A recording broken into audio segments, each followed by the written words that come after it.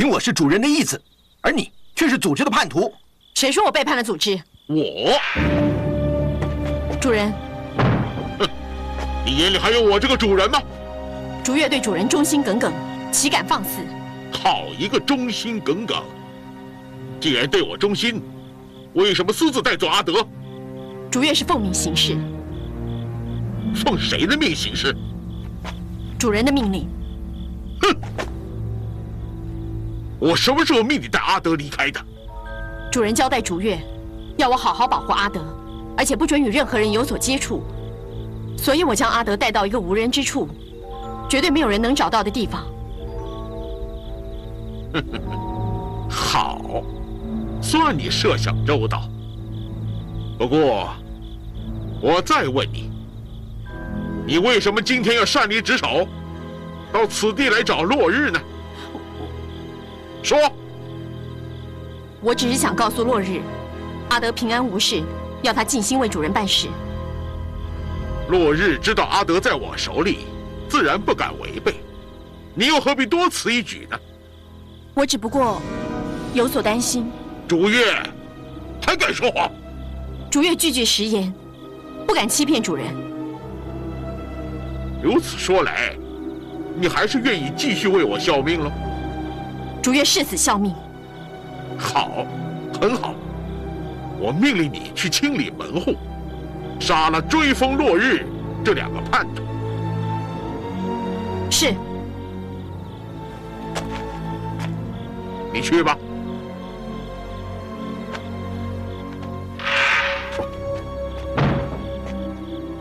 义父，他答应的如此爽快，会不会有诈？不会的，我对竹月相当有信心。但是他对落日有情，怎么下得了手？唉，向阳啊，你也太不了解竹月了。他自小恩怨分明，或许会因为落日而放走阿德，然后以死向我谢罪。但是，要他完全背叛我，他也做不到。他不会弃我的养育之恩于不顾的。他对我的忠心，跟你相去不远。义父，真的这么有把握？其实有没有把握并不重要。你想想看，以他的武功，如何能杀得了追风和落日啊？不过，话又说回来，他们也不忍心对竹月下手啊。倘若竹月有心，就会利用这个机会来达成任务。就算他有异心，对我而言也不具威胁，我随时可以取走他的性命。夫人请坐。哎，听阿舍说啊，大师这一两天就要返回长安，所以特地亲手做了素食，以备路上所需。有劳夫人了。区区之物，聊表心意而已。谢谢师父。大师确实在阿舍身上下了一番功夫，把他调教的温柔有礼，简直跟过去判若两人呢。师父，阿舍，其实呢，你呀也不用担心，师父讲的都是真心话。大师，以前的阿舍啊，蛮横刁钻，像个缺乏教养的野丫头。你看他如今举止落落大方，言谈条理分明，真像个幼承庭训的大家闺秀了。师父，你又取笑阿舍了。夫人，石头以为，若不是夫人对阿舍自幼的谆谆教诲，他善良的本性恐怕早已被环境改变了。说起来，还是夫人之功才对呀。其实，我与阿舍重逢的时候，我的内心就充满了愧疚。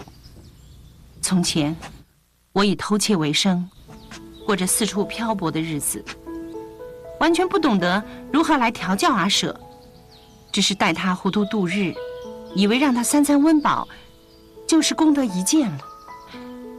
如今看到大师对他调教有方，想起来，真是羞愧至极呀。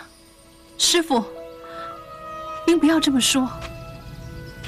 要不是师父从小就教阿舍，做人要懂得忠孝节义，恐怕阿舍到现在还是难辨是非，不懂得如何做人处事。恩情之大，阿舍永远都不会忘记。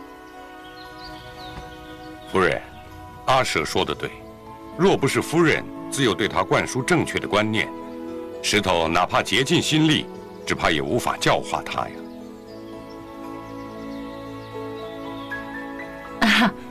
其实啊，我们谁都不要再说了，否则让旁人听见，还以为我跟大师在相互吹嘘呢。哦，昨天阿舍啊提及漠北双鹰之事，我和万里推销甚久，也仍然没有什么结果。不知道大师还有其他线索没有？除了鹰计之外，并无其他。这可就难了，总不能让人家脱了衣服加以辨认吧？除非是机缘巧合，否则绝对是无法查证啊。所谓多行不义必自毙，夫人就不必为此烦恼了。但愿如此啊！烦扰多时，我也应该回去了。烦扰大师跟阿舍啊，有空呢就同去临汾探望故人。那是当然。倘若夫人不嫌弃，苦竹精舍环境优雅，还请夫人与张大善人随时前来进香。啊，我一定会去的。告辞了。夫人慢走。师父，我送你回去。不必了，这个家对我来讲，比我的生命还重要。我就是闭着眼睛也能够走回去。告辞了。看来于二娘今天是来替张万里说情的，同时提醒我们别忘了她对你有养育之恩，不要忘恩负义，赶尽杀绝。阿舍知道。那你打算怎么做？如果诚如于师父所说，师丈是冤枉的，我一定会妥善处理。倘若他知过难改，不肯投案呢？那么阿舍只有大义灭亲。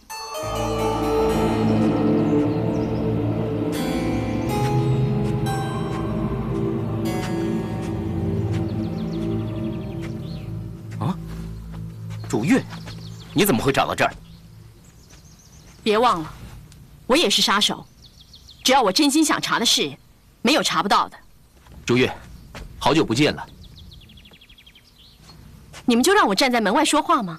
哦，前进。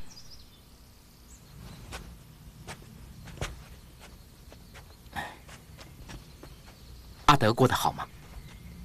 很好。主月，既然你愿意脱离组织，又肯带阿德离开，为什么不干脆一点，成全他们算了？你错了，我带阿德走，并不代表我背叛主人，而是主人要我好好看守阿德，不让别人接近他。你一向嘴硬心软，我相信这个答案一定不是出自你真心。哼，你想知道我真正的答案吗？当然想了。这就是我的答案。主任，大义灭亲，说来容易，你知不知道，需要多么大的勇气才做得到啊？阿舍当然知道，不过我更加明白，如果只是为了要报答养育之恩，对于师丈为非作歹的行为不加以制止，那么我就是太过于自私，而且怎么对得起这么多无辜受害之人呢？你能悟通这个道理，我也替你感到高兴。这些日子，为了于二娘的事，你吃了不少苦啊。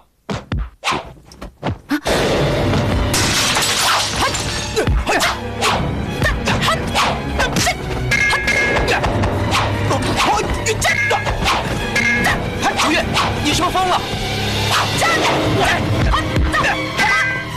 大师，主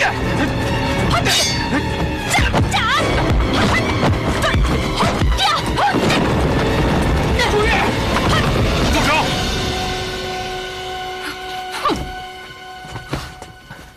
主月，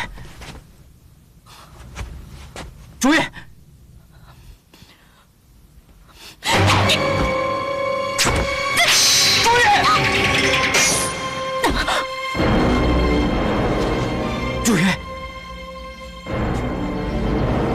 为什么不让我死？你这样子又何苦呢？你现在不让我死，你以为主人会放过我吗？主月，大师，阿德已经回到苦竹精舍了。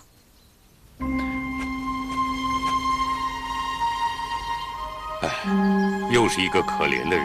奇怪了，他既然有意透露消息，为什么又来杀你们呢？当杀手是有很多禁忌，你不会懂。落日，你认为他这么做的理由是为什么？竹月是有心成全我跟阿德的事，但是主人之命不能违背，陷入两难，所以他才选择以死报答主人的养育之恩，而且还可以说出阿德的下落。其实，他还可以有别的选择。如果他能像你一样顿悟，就能够重新做人。至于能不能做到，全在乎他自己了。竹月，我想知道你是不忍心下手，还是无法杀了他们？主人，竹月无能，以一敌四，根本毫无胜算。这么说来，倘若情势不一样，你就会毫不迟疑地杀了他们？竹月一定全力以赴，义无反顾。好，主人，你知不知道我为什么要封住你的穴道？竹月不知道主人的用意何在。你既然对我这么忠心，为了替你报复，我当然要拿出手段，设计一个对你有利的局面，好让你有机会亲手杀了落日追风二人。向阳，你猜得出来我会如何对付他们吗？义父，是不是想以竹月为饵，诱使他们二人入瓮，然后一并除去？还是你聪明。那么你认为落日和追风他们会不会单独上钩呢？竹月对落日有恩，所以一定会来，而追风绝对不会袖手旁观，除非落日根本不在乎竹月的生死，否则绝对难逃此劫。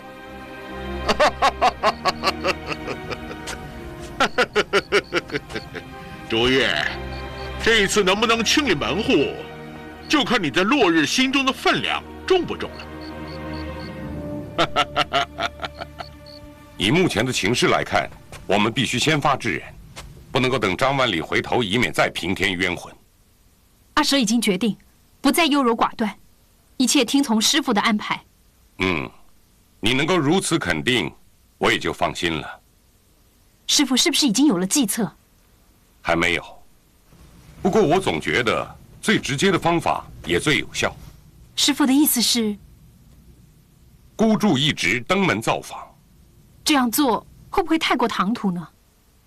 你想一想，以他大善人的本性，倘若不是他，他也不会怪罪，甚至于坦然脱去上衣，证明左背上没有阴迹。倘若他断然拒绝，甚至因而发怒，那就难脱做贼心虚之嫌了。不错，他一向都表现出一副胸怀磊落的样子，这么一来就可以证明他到底是不是表里如一了。为了安全起见，在去见张万里之前，我必须回苦竹精舍一趟，把阿德接到临汾来。师父，阿德留在精舍不是比较安全，为什么要把他带来呢？你忘了，当初张万里就因为挟持了阿德，所以才有恃无恐，也因此我们不敢轻举妄动。如今阿德已经不在他的掌握之中，可是我担心他为了对付我们，会故技重施。别忘了，竹月对他还是非常忠心，他能够放了阿德，也就能够再把阿德抓回去交差，这一点我们不能不防啊。还是师父顾虑周全。在我离开临汾之前，还有2件事要交给你去办。师父请交代，阿舍一定尽力照办。第一件事，你要设法尽量稳住追风和落日，要他们多加忍耐，不可旁生枝节。这一点我自信做得到。第二件事对你来说或许比较困难，可是你必须要能够做到。第二件事情是跟我于师傅有关。不错，虽然说我们都认为张万里已到了恶贯满盈的地步，但是我还是希望他能够及时醒悟。所以，你应该设法去暗示于二娘，说服张万里主动解散杀手组织，以免自误误人，多伤无辜。这是我留给他的最后一条路了。我一定会尽力去做的。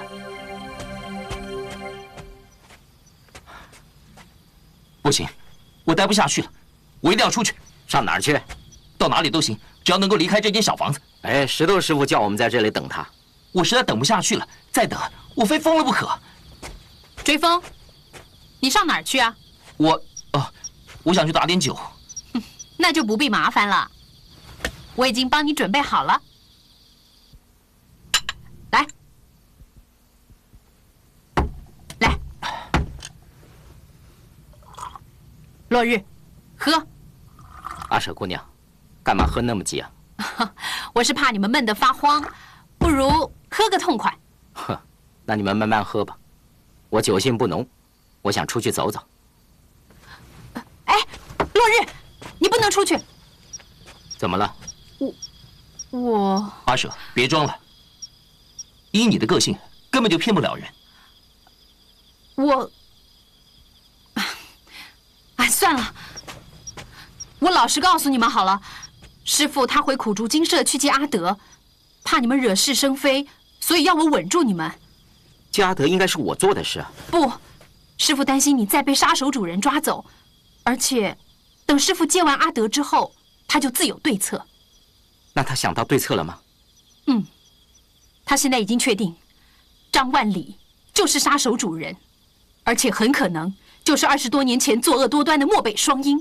漠北双鹰，极有可能，可是却没有确切的证据，除非有人可以证明他左手臂有鹰形图案。我去，就算我拼了这条命，我也要扯下他左手的衣袖看清楚。追风，你为什么如此激动？难道你跟他也有夙愿？血海深仇，不共戴天。追风，你小时候是不是全家被杀，然后被主人收养？你怎么知道？因为你我命运相同。既然你我命运相同，那向阳、竹月会不会也是如此呢？大有可能。真没想到，我们为仇家效命多年，却心存感激，真是天下一大笑话。落日，我们立刻去找竹月和向阳。我相信，以我们4人之力，不怕报不了仇。说走就走。落日，你们稍安勿躁，以免误了大局啊！阿舍姑娘，麻烦你转告大师，我们的仇自己报。你干什么？我是想替我师父于二娘向你们求情啊。换作是我，你会吗？如果张万里愿意洗心革面，我愿意再给他一次机会的。只是我们办不到。阿舍，不要为难我们好不好？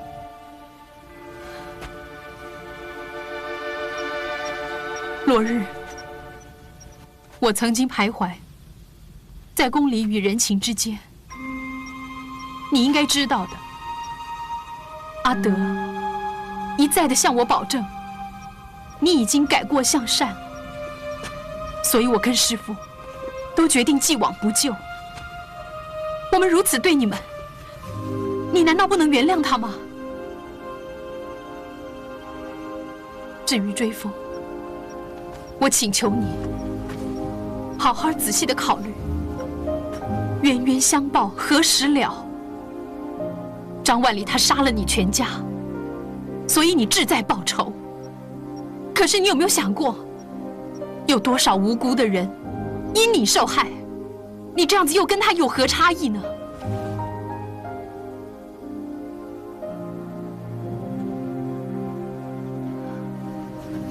我不是满嘴的仁义道德，来达到我徇私袒护的目的。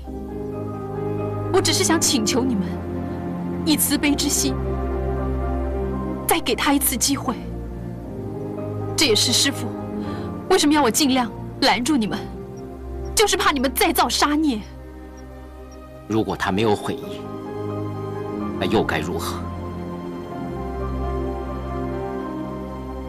我愿意承担一切的罪孽，我会亲手杀了他。好，我答应你。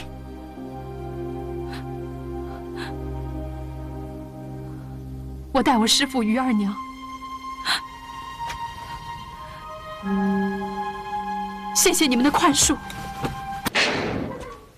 阿德，师傅，你回来啦！阿德，这些日子辛苦你了。阿德倒是不辛苦，只不过差一点就见不到师傅的面了。多亏了竹月姑娘大发慈悲，否则我真的难以逃脱呢。你发生的事情我大概都知道，为了避免重蹈覆辙，所以我才日夜兼程的赶回来。有劳师傅关心了。哎，阿舍姐姐他们怎么还没有回来啊？他们还留在临汾，等我回去处理善后呢。这么说，杀手组织的问题还是没有解决？这件事情错综复杂，除了阿舍跟于二娘的关系之外，还牵扯到落日他们的身世问题。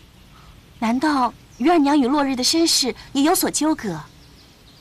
此事和于二娘并没有直接的关系，不过如今可以证实，杀手组织的主人就是张万里，而他不但对落日他们有养育之恩，同时也是杀害他们全家的凶手。原来如此，这就难怪会让人如此头疼。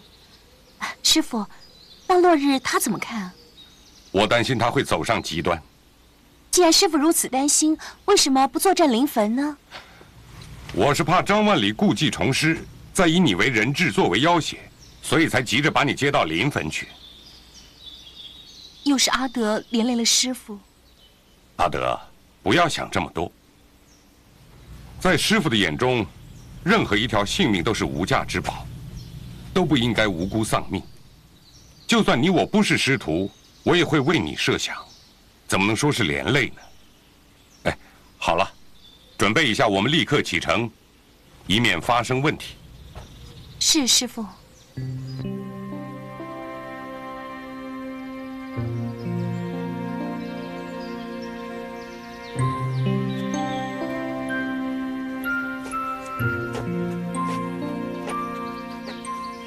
追风，你一个人在这儿干什么？等你。等我？你等我做什么？因为有些话我现在不说的话，我会痛苦一辈子。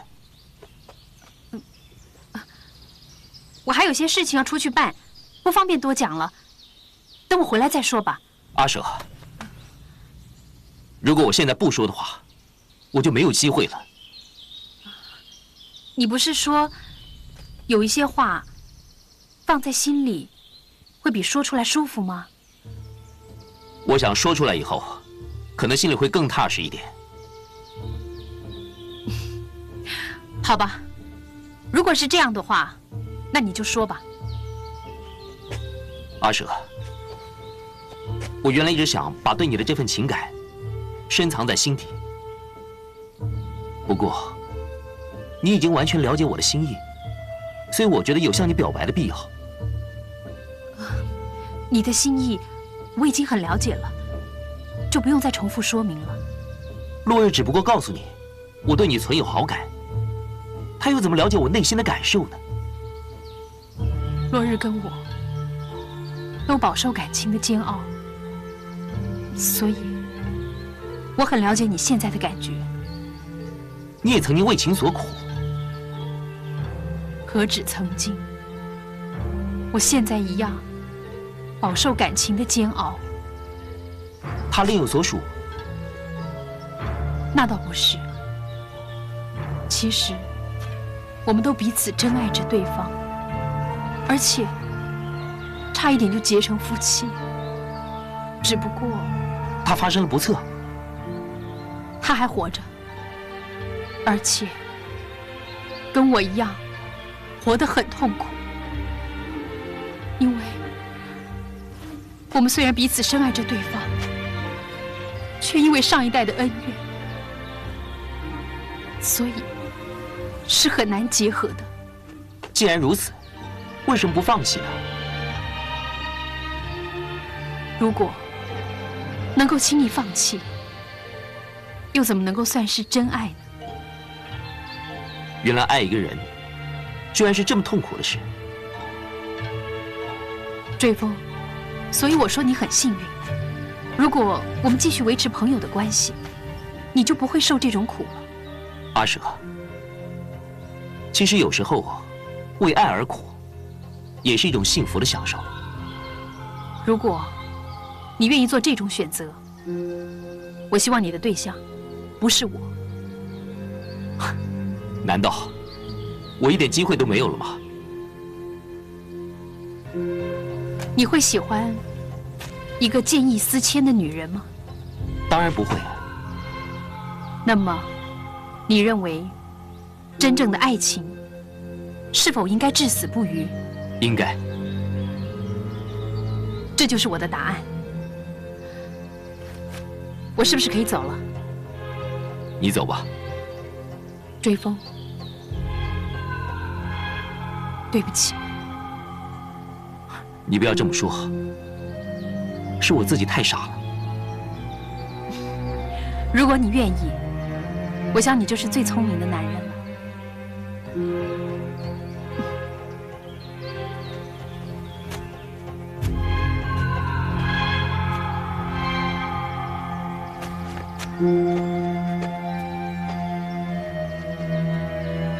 或许我永远也得不到你，不过你在我心中的地位，永远也不会改变。就算为你而死，也是值得的。师傅，阿舍今日前来，就是要告诉师傅，我们暂时不回长安了，务必要铲除恶贼，才肯罢休。阿舍，你们是不是另有发现，才会改变初衷的？是的，我们发现此人更多令人发指的恶性，所以决定替天行道。他有何恶性，会令大师如此慈悲之人，也再无法宽恕于他？过去他烧杀掳掠，已经是罪大恶极了。没有想到，他训练的那批杀手，竟然都是他杀尽全家、苟存于世的后代。落日他们4人，以为他对自己有养育之恩，所以誓死效忠。结果，竟然是认贼作父。这种泯灭人性、丧尽天良的行为，简直是到了天地难容的地步了。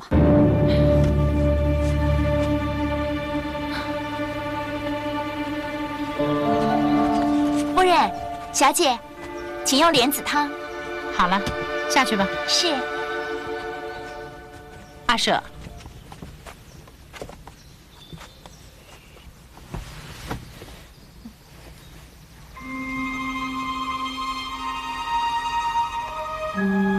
阿舍，佛家常说，放下屠刀，立地成佛。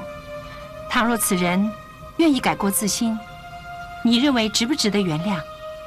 只要他诚心痛改前非，重新做人，纵然有一身罪恶，也会消除殆尽的。真的吗？当然是真的，除非他表里不一，口是心非。那如何才能分得出真假呀？他必须要俯首认罪，勇于认错，才能算是真心悔悟。要一个人承认错误，或许容易，但是让他向众人交代，恐怕十分困难。只要他真心认错，又怎么会在乎公诸于世呢？更何况，所有的罪恶都是因他自己而起。倘若他不能做到，又如何证明他自己痛改前非呢？更何况，我们已经给他多次机会，始终都不见他悔改。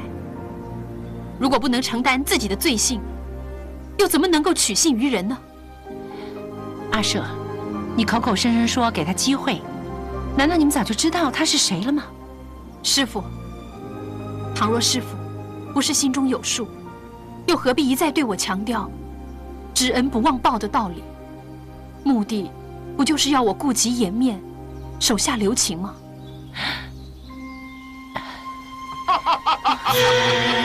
万里，万里，二娘啊，从今以后你不必再为我求情，因为该求情的人是他。万里，师父，张万里，我这副软筋伞的效果不差吧？张万里，你太卑鄙了！你尽管骂好了。今日你已经成为我的阶下之囚，我又怎么会在乎你的咒骂呢？万里，你不是答应过我，洗面革新，痛改前非了吗？你为什么还要继续为恶，执迷不悟呢？二娘，我是答应过你，但是今日之事是你亲眼所见，我又怎么能引颈就戮，坐以待毙呢？你还是骗了我。唉，形势所迫，情非得已。二娘，你不要怪我，等我把这些心腹大患解决之后，再好好向你赔罪。张万里，你不要再如此虚情假意。别说我师父不相信，就连3岁小孩也不会再被你的花言巧语所骗。住口！张万里，你杀了我，我也要说，你的所作所为已经到了人神共愤的地步，你等着自食恶果吧。你敢再多说一个字，我就叫你血溅当场。你不是不在乎我的咒骂吗？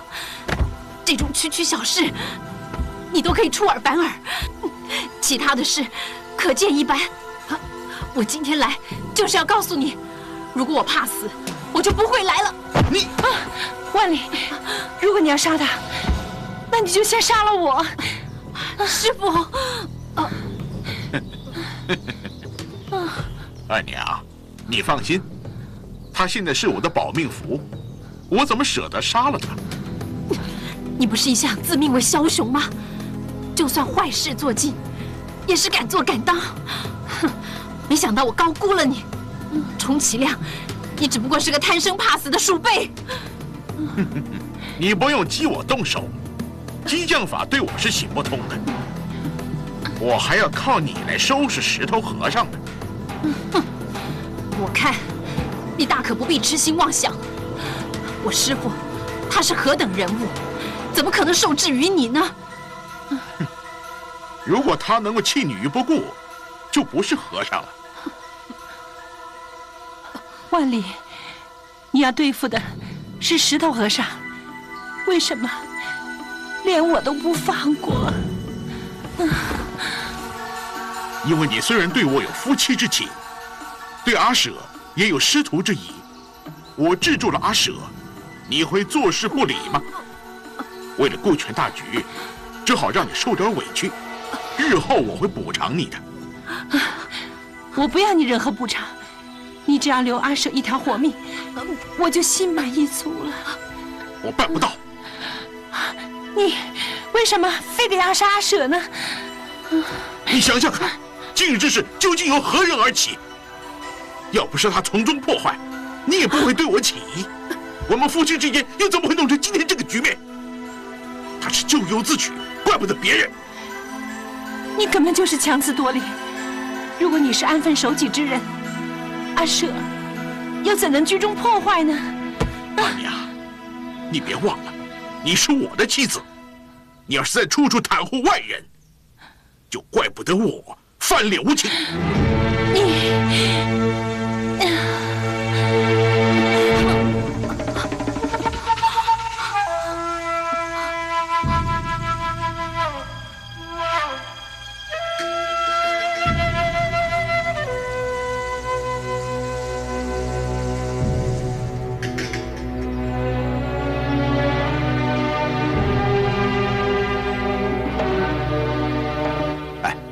如月，是义父封住你的穴道，你这样充满恨意地瞪着我，有什么用？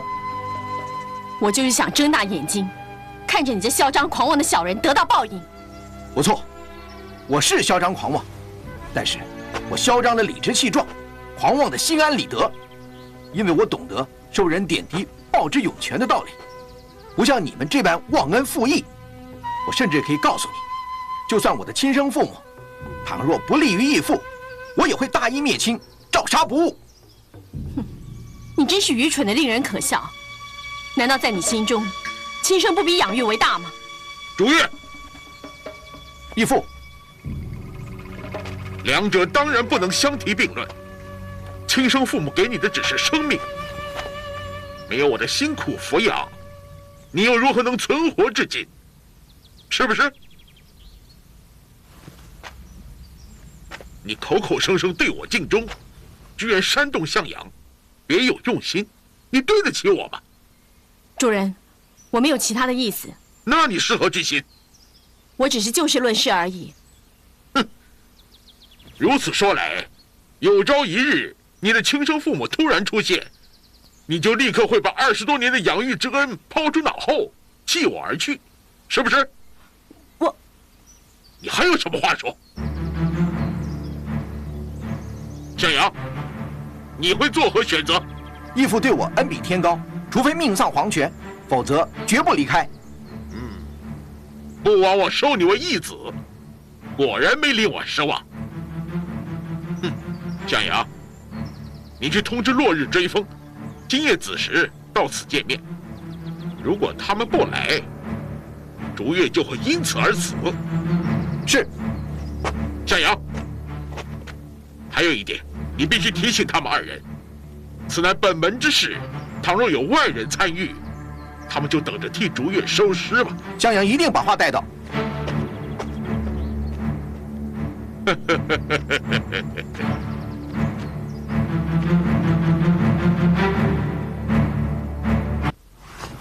主人是不是一定要把我们赶尽杀绝，才肯罢休啊？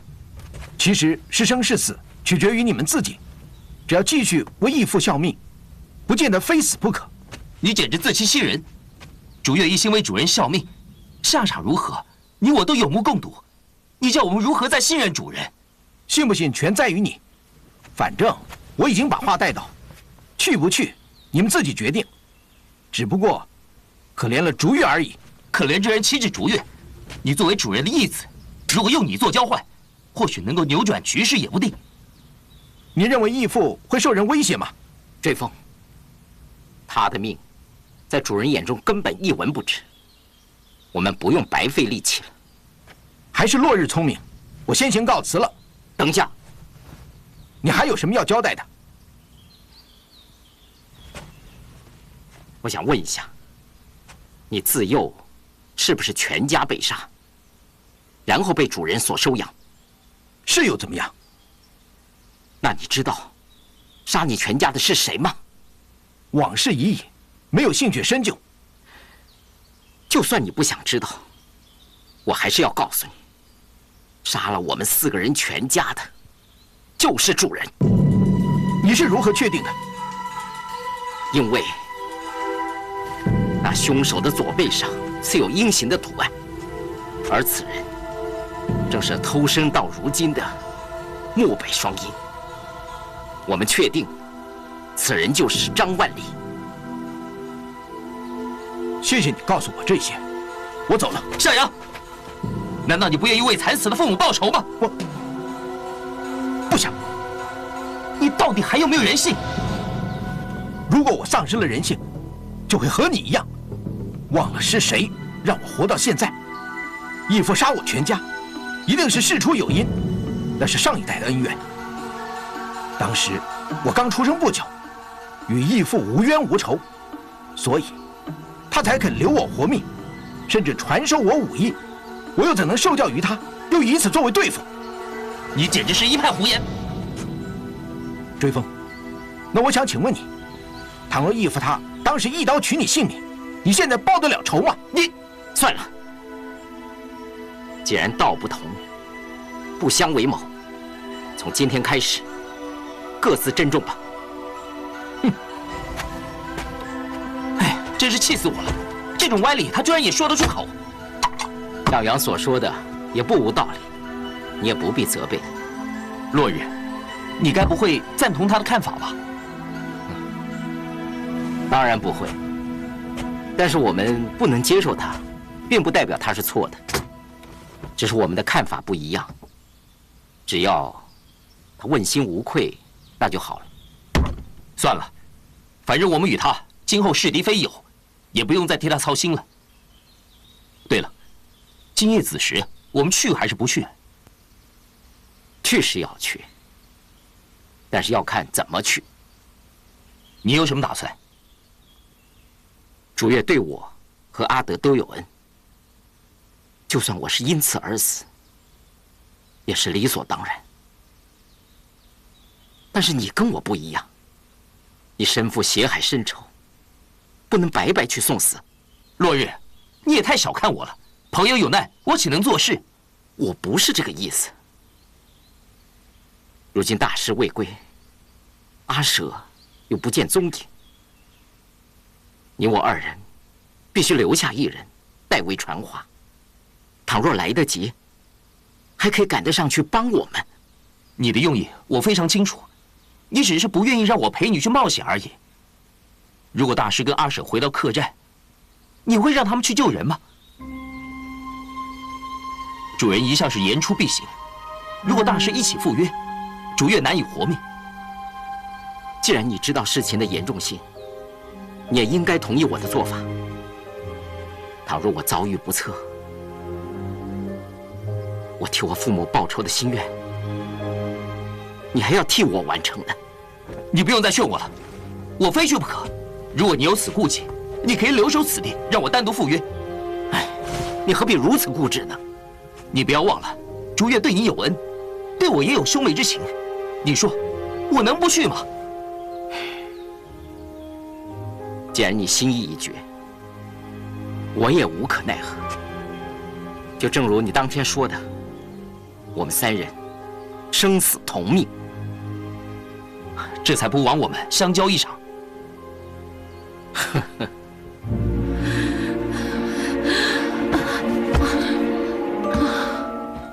阿舍，你不必白费力气了，没有用的。师父，就算是徒劳无功，我也要尽力而为，总不能在这里坐以待毙，任人宰割啊！你大概不知道软筋散的厉害，服用之后，3天3夜全身乏力，一点内力也没有。除非有解药，否则任凭武功再高，也一筹莫展。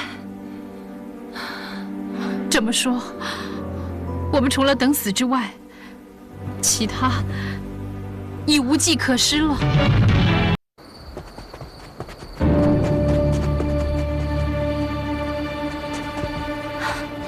师傅，你看前面那2个人，其中一个像不像落日啊？应该没错吧？落日，阿德，你先回客栈去，我去看看他们。不，我跟你一起去。就算你急着见落日，也不急于一时啊！再加上你脚程不快，耽误事情。我看他们那么急急忙忙的样子，一定是有急事，我不放心啊！哎，好吧。谢谢师傅。哼，义父，他们来了。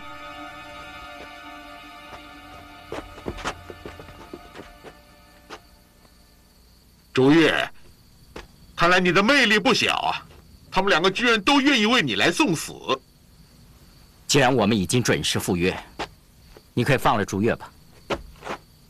我一直是你们的主人，什么时候轮到你来发号施令了？我们的关系，早在你命令向阳叫我们赴约的时候，就已经恩断义绝了。你不必再以主人自居，我们的关系只不过是仇敌而已。你们2个真的下定决心要与我反目成仇？除此之外，别无选择。好，那我就不用对你们手下留情了。动手吧。动手前，我要证实几件事情。反正今夜你们注定要命赴黄泉，有什么问题就尽管问吧，我会让你们死得明明白白。你是不是张万里？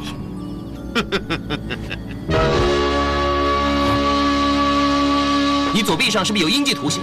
不错，我就是漠北双鹰中的精英。那么当年杀我们4人父母的凶手是不是你？大致上来说，是死在像你们一样的杀手剑下。他们如今人在哪里？如果他们尚在人世，我又何必辛苦的训练你们4个呢？啊，你们的问题问完了吗？你呢？无话可说。好，那你们现在可以安心的去死了。主人，你有什么话要说？请求主人，看在他们2人多年卖命的份上，暂且饶他们一命。我相信，他们今后一定不敢再犯的。只怕我愿意，他们也未必会肯。落日，你不必为我们求情，除非我们死掉，否则我们必须要为父母报仇。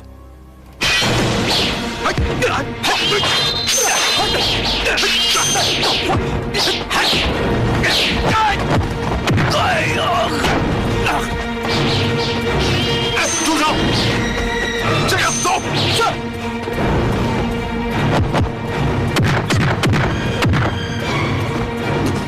不要这样！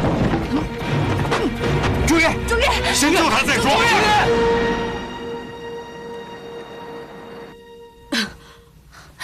竹月姑娘，竹月姑娘，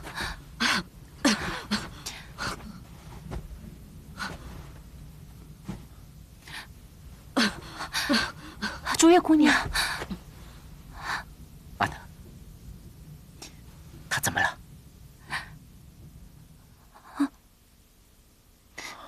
落日，你不要为我难过。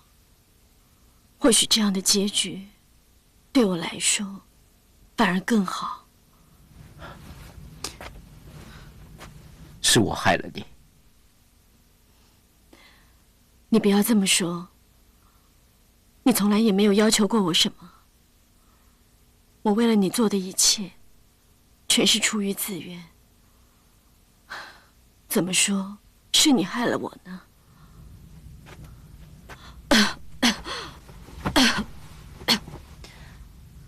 如果不是为了我，你就不会落到这种地步了。你错了。倘若我知道主人就是杀我全家的凶手，我也会和你一样去找他报仇，或许还会命丧他手，只是死的意义不同而已。朱月，落日，其实两者相较，我还是比较喜欢现在这种死法，因为在我临死之前，至少有你们陪在我身边。以前我不止一次想象自己会如何死，以为只有孤独而终，最合常理。今天我一点也没有感到孤独。朱月姑娘，是我对不起你，我的医术太差，治不好你的伤，而我却是因你而重生的。阿德，我经脉锯断了，就算华佗在世，也回天乏术。你不要太自责了。其实你给我的东西已经够多了，至少让我了解生命的意义。我原本想等一切事情结束之后，就效法为尼，从此与世无争，常伴古佛清德。现在反而省事，或许上天嫌我罪孽深重，容不下我。朱月，你还有什么未完成的心愿？我帮你完成。追风，谢谢你始终像兄长一般待我。希望来生我们真的能够成为兄妹。会的，一定会的。还有，我希望你和落日能够摒弃心中仇恨，不要再想着报仇。毕竟，主人对我们有养育之恩，何况你们不是他的对手，何必弄得两败俱伤呢？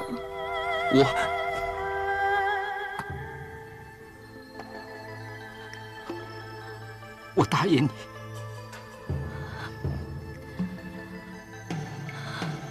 落日，你可以抱着我吗？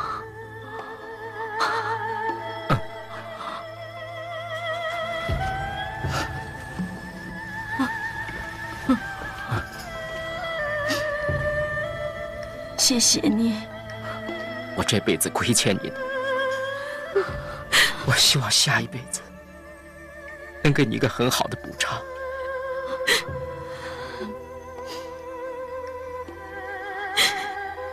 阿德，竹叶姑娘，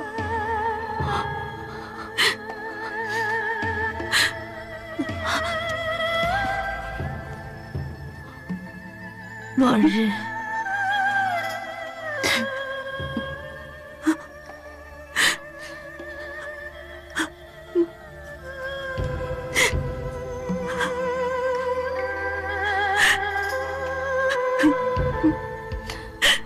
能够死在落日的怀里，我今生再也无憾。不要！但愿你们白头到老，永远相。朱月，朱月姑娘，朱月！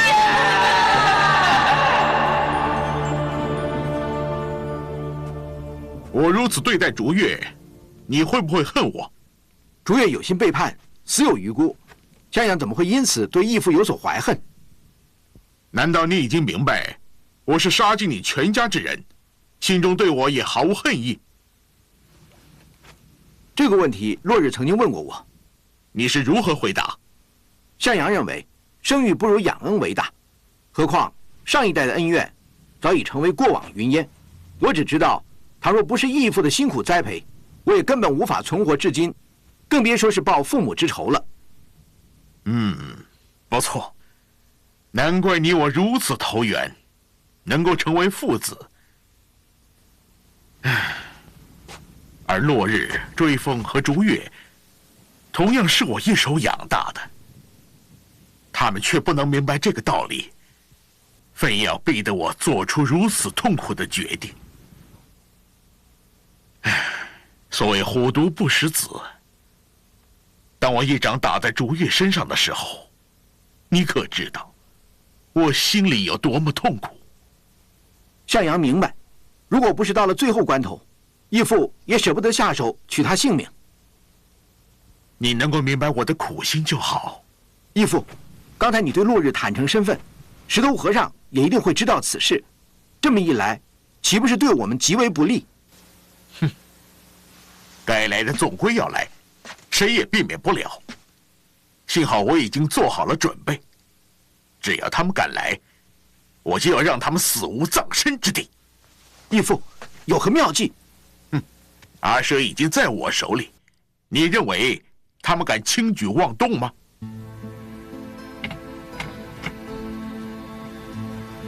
竹月的身后之事，你们打算如何处理？阿德正为竹月清理一切，等我杀了张万里之后，再用他的血来祭拜，然后再行安葬。你有把握杀得了他吗？不是他死，就是我亡。倘若我死，就有劳大师把我和竹月葬在一起。别忘了还有我，大师，我们三人有着同样的命运，死后三人同墓，黄泉路上也不会感到孤独。追风，你以义气为重，的确令人钦佩。不过你不要忘了，你曾经答应过竹月，不再寻仇生事。如今他尸骨未寒，你就未能信守诺言，难道你不怕他在九泉之下怪你失信于他吗？大师应该看得出来，竹月劝我们放弃寻仇，只不过是担心我跟落日会白白送命而已，并不代表竹月已经原谅张万里的恶行。如果他早知道此事，必定会跟落日一样，为父母报仇血恨。石头却以为，人之将死，其言也善。竹月在临终之前，看破了人间的恩怨情仇，所以才会劝你们，不要被仇恨所困，好好的重新做人。大师，不必再劝，我和追风心意已决，断难更改。不错，我们不会让竹月死不瞑目的。我是担心你们执意如此，竹月更难瞑目。倘若如此，就让我们死后到阴曹地府去，向竹月当面认错吧。落日，你与阿德相处多日，我原本以为你会受到感化，没想到你丝毫没有改变，心中依然充满了杀气。大师，我今生今世辜负的人实在太多，万死也难赎其罪。我杀张万里，虽然增添了杀孽，却也是为民除害。我相信苍天有眼，也不会因为这件事情而怪罪于我吧。善恶到头终有报，上天对他自有安排。天心既非如此，你又何必替天行道呢？那么，就算我逆天行事，一切罪过由我一个人承担吧。你，既然如此，我也多说无益了。大师，你可知道，就算我跟落日既往不咎，张万里也未必会善罢甘休。如果你们愿意尽释前嫌，我一定会出面主持公道。倘若他以阿舍作为威胁，又当如何？什么？你是说阿舍落入张万里之手？虽然我不敢肯定，但是阿舍去跟于二娘会面，至今未归，岂不是非常可疑吗？这样好了，无论阿舍是不是被他所致，明天一早，我们都去找张万里，大家当面把这恩怨弄个清楚。不过你们要注意，千万不可以莽撞，一切听我的安排行事。是。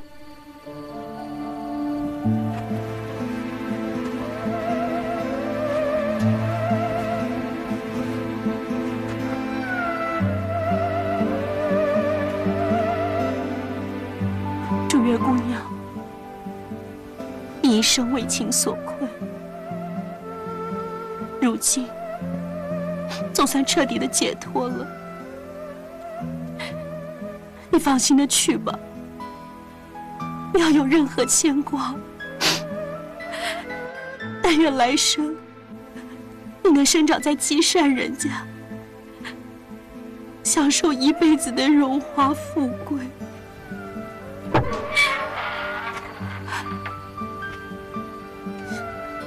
阿德，我这一生当中感到最愧疚的只有2个人，一个是你，另外一个是祝月。如今他已经死了，我也无法弥补。至于欠你的情，我想也要来生再报了。落日，自从你我认识以来，只有我欠你，你却从来不曾亏欠过我。我要你珍惜自己的生命，让我用所有的时间来做补偿。我们曾经有过一段愉快的时间，已经足够了。至少今生今世，已经是值得的。落日，你答应过我不再杀人的，而且祝月也说过，他不愿意看到你和张万里互相残杀。我跟大师早已约定，明天到底动不动手，就看张万里他明天有什么反应。如果他能及时悔悟，又放了阿舍，那还能相安无事。什么？他抓住了阿蛇姐姐？应该没错。可就算这样，于二娘也不会坐视不管啊。恐怕他有心无力啊。落日，你放心，有师傅出面，一切都会迎刃而解的。落日，落日，明天的行动你一定不要意气用事，一切都要听师傅的安排，以免会有所损伤。请你放心，我知道该怎么做。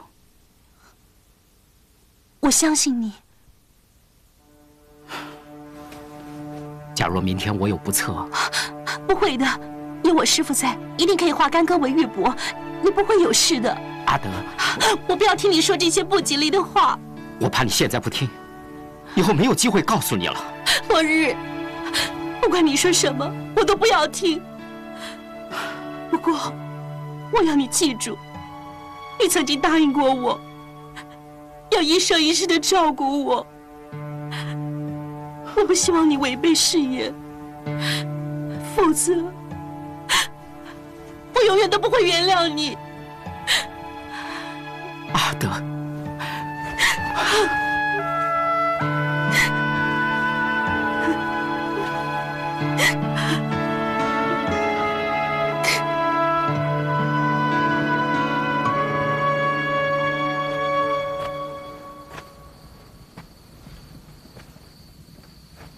追风，天亮之后就要找张万里，你先休息一会儿吧。我在想，如何能从张万里手中救出阿舍，同时又能杀了他，为父母报仇。你准备怎么做？落日，如果我现在就去，你会不会阻止我？不会，我还会跟你一起去。不行，你不能去。为什么？因为你已经有了阿德，而我是一个无牵无挂的人，所以你不能去拼命。爱情对我来说虽然很重要，但是你是我最好的朋友，我岂能看着你去送死？何况竹月是为我而死，我的父母也是被他所杀，我能不去吗？就算这一次必死无疑，但是能跟我最好的朋友同年同月同日死，也是今生无憾了。既然如此，立刻就走。等一下，难道你要去通知大师吗？当然不会。大师一向慈悲，他还以为张万里会痛改前非，良心发现。万一张万里以虚情假意来认错，大师一定会阻止我们去杀他。哼，他会痛改前非，除非日出西山。这个当然了，不然他也不需要杀了竹月，抓了阿舍来威胁我们，摆明就是要跟大师对抗。所以我才不打算告诉大师，先去。既然看法一样，还等什么？我们的武功全是张万里传授，而且在破庙，我曾经跟他交过手，和你我二人之力，也不是他的对手。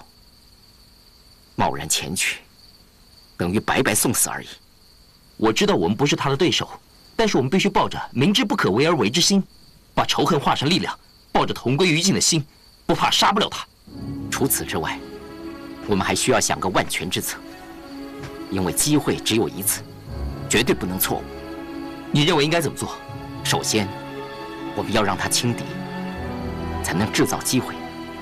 如果他有了防备，我们连同归于尽的机会也没有。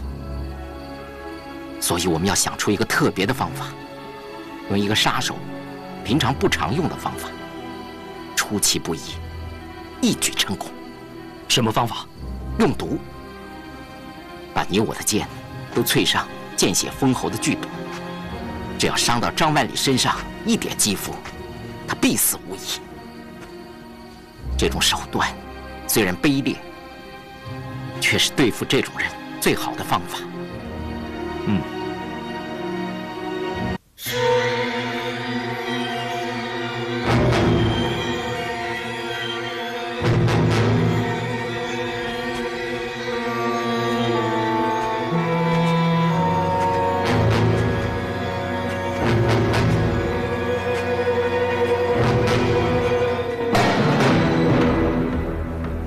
你们两个既然想到阴间去和竹月作伴，为什么不早点来，让我在这儿枯坐了一宿？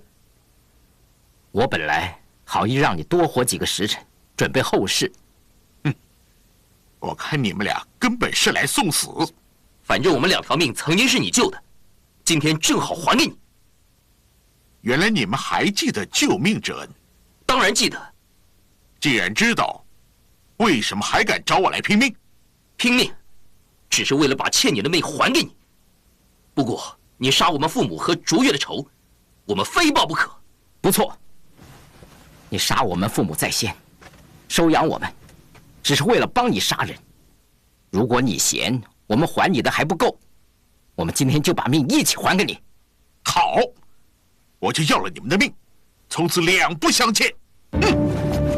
等一下，动手之前，我们想知道阿舍是不是在你手里？不错，你想用阿舍来威胁我们就范？落日，你也未免太看得起自己了。要杀你们两个，简直易如反掌，又何必如此大费周章？你敢不敢让我们在动手前见到阿舍？不然我们怎么知道他还活着？落日，你是我一手养大的，我会不了解你吗？你这招激将法是一点用也没有了。不过，念在你们俩多年替我卖命的份上，我会让你们死得安心。加油！阿舍，你们来干什么？我师父呢？大师回长安了，我们是赶来救你的。你们不是他的对手，快走，别管我！追风，你这个谎撒的也未免太不高明。你以为你这么说，我就会掉以轻心吗？石头和尚知道阿舍在我的手中，怎么会不管他的生死就离开灵坟呢？不过，我一定会在石头和尚赶到之前杀了你们的。我们既然赶来，就没打算活着回去。简阳，到大门外守着，石头和尚一到，立刻通知我。是。万里，万里，你想要报仇，就来吧。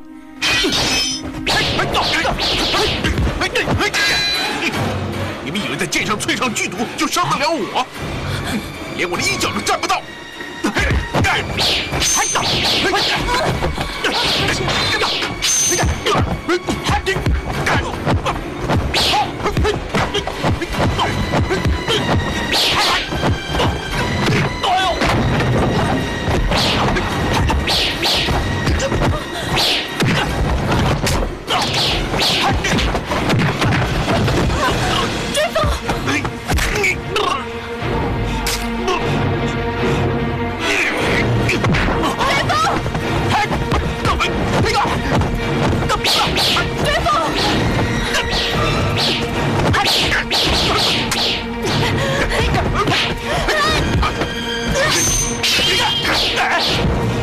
既然你不想活着见你师傅，我就成全你。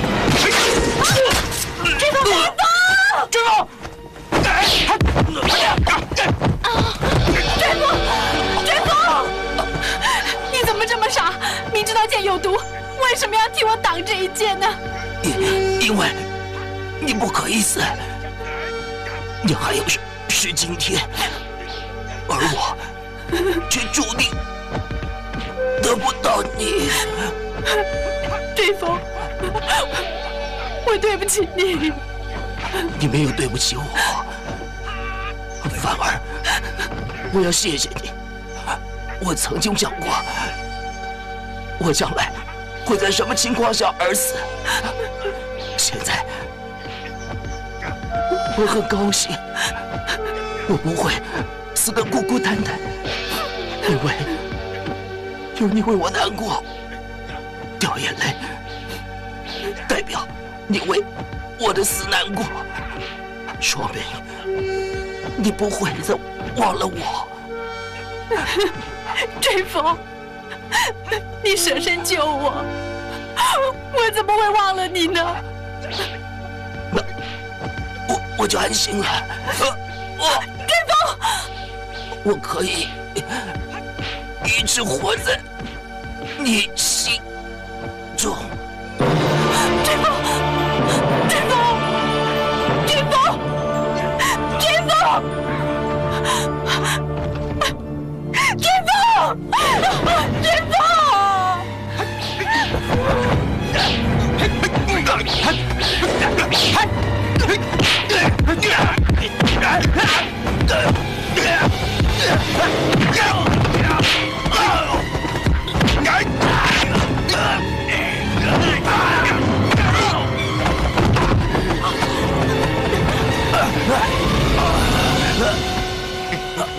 落日，我挑断你所有的经脉，让你变成废人，看你怎么报仇！你别开戏的这么早，我还有追风、朱月都会在阴间等你来的。对付你这种叛徒，我不会让你死得那么痛快，让你慢慢的死。反正你们在阳世都斗不过我，就算到了阴间，我照样治得住你们。万里，你到底要杀多少人才肯罢手？二娘，等我杀光了这些人之后，就没有人知道我的秘密。到那时候，我们才可以无忧无虑的过日子。你简直是无可救药！哎呀！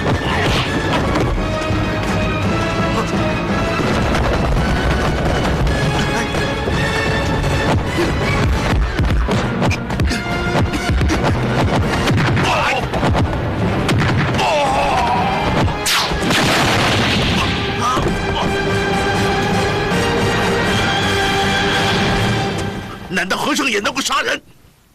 石头杀人是为了救人，我若不杀你，不知道你还要害多少人。如果你说的有理，就更没有资格杀我。哼！光凭你今日的行为，就罪该万死。难道你出家之前杀的人比我少吗？两军交战，必有死伤。何况当时我是为了保卫疆土而战，这也是无法避免的。哼，其中可有无辜之人？当然有，所以我才会为了弥补罪过而出家。既然如此，如今我为了保护自己的家园而杀人，又有什么错？那么你暗中训练杀手，为了钱财残害无辜，又是为了什么？我是劫富济贫。哼，你根本是厚颜无耻。我一向乐善好施，临汾一带不知道有多少老百姓受过我的恩惠，难道这还不是功德吗？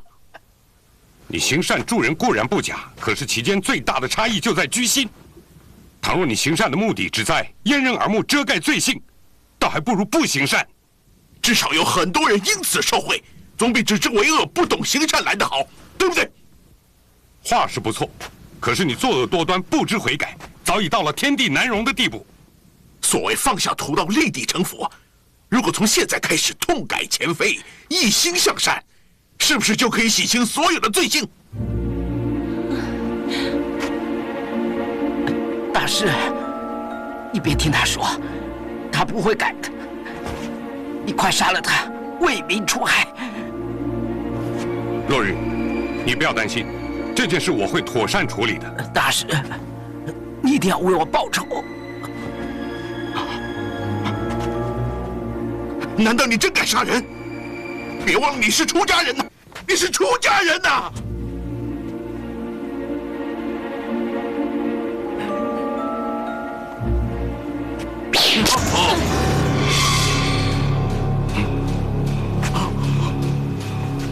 二娘，你知不知道，这是一把剑血封喉的剑？我当然知道，落日说的没错，你这一辈子是不会弃恶从善的了。我只有这么做，你才不会再害人、杀人了。你好狠的心呀！你不必恨我，你是咎由自取，谁也救不了你。我原本以为你会真心悔悟，现在我才明白，我根本是大错特错了。我一向信任你，你却一再的骗我。就算大师肯原谅你，我也不肯。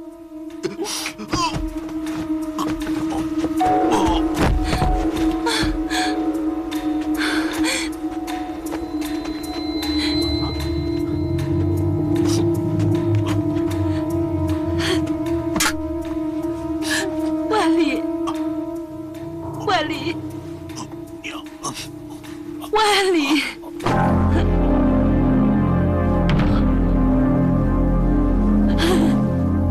你为什么至死都不肯认错呢？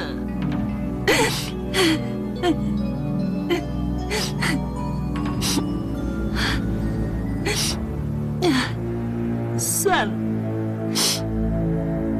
不管你做过再多的坏事，我们毕竟是夫妻，我不会让你寂寞的。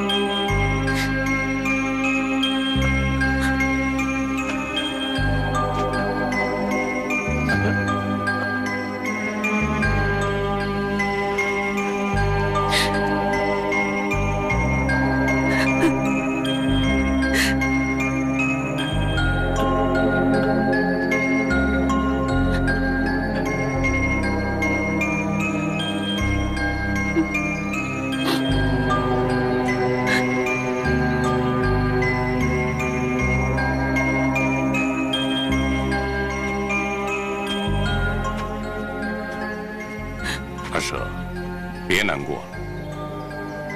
于二娘命运坎坷，对她来说，死或许是一种解脱，总比终生为情所苦来得好。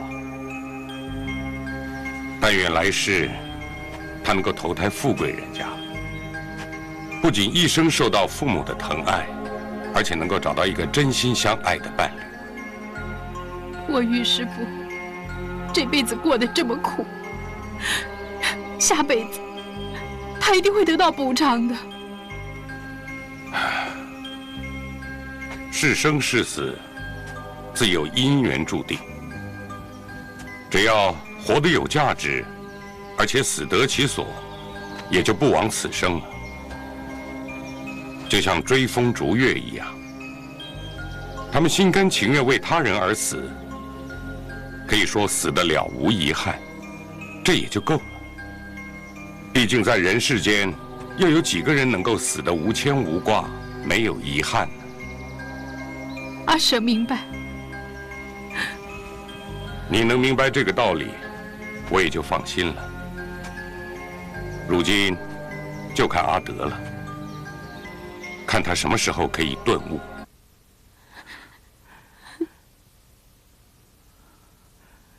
阿德，虽然我答应你的每一件事，大部分都做不到，但是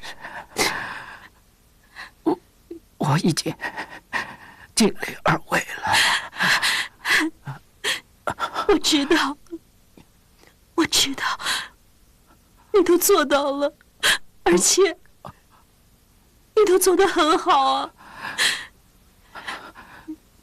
那你答应我一件事好吗？什么事？你尽管说吧。你说什么事情，我都会答应你的。那我求求你，帮我把金针拔掉。阿德，其实你很清楚，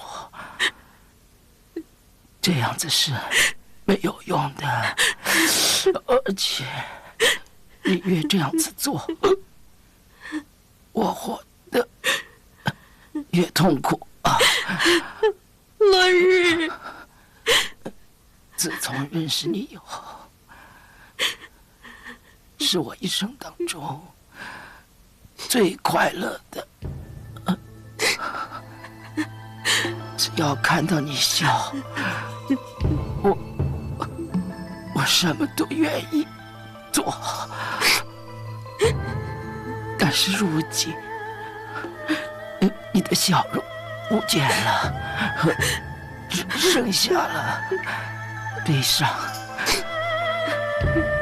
你叫我怎么能安心？落日，都是我对不起你，都怪我的医术不高，救不了你的命。阿德，我阳寿已尽，你想依天而行是不可能的。再说，我大仇已报，已经心满意足了。唯一的牵挂就是不能陪伴着你，请你答应我，在我没有在你身边的时候，你也要好好的活着，开开心心的，好吗？落日，阿德，如果将来的日子你都是活在痛苦之中，我死不瞑目。我求求你，你答应我好吗？好，我答应你，我答应你，我一定会开开心心的活下去。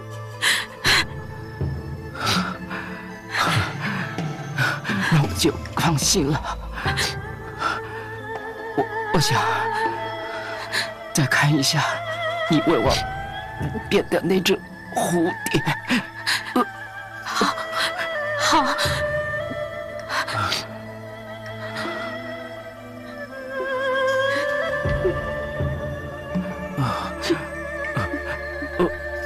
我想亲一下它。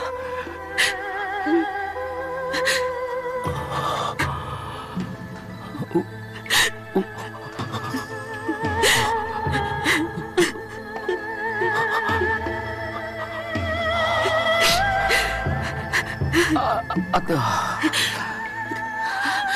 你把它毁掉好吗？我不想它带给你更多的痛苦。我要保留着它，就好像你永远都活在我的心里。阿德，落日，你放心，我一定会好好的活下去，而且我会活得更好。你是一个守信的人，不能骗我。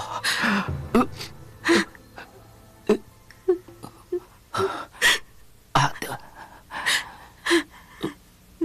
你把针吧。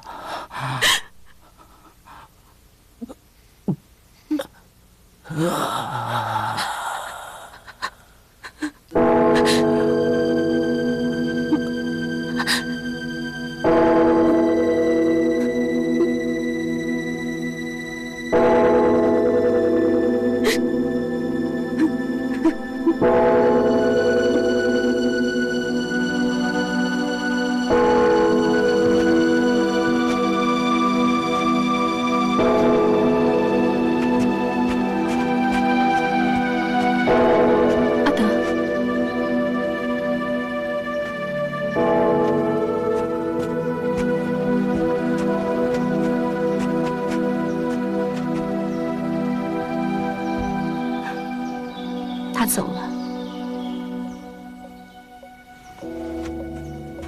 他走得很安心，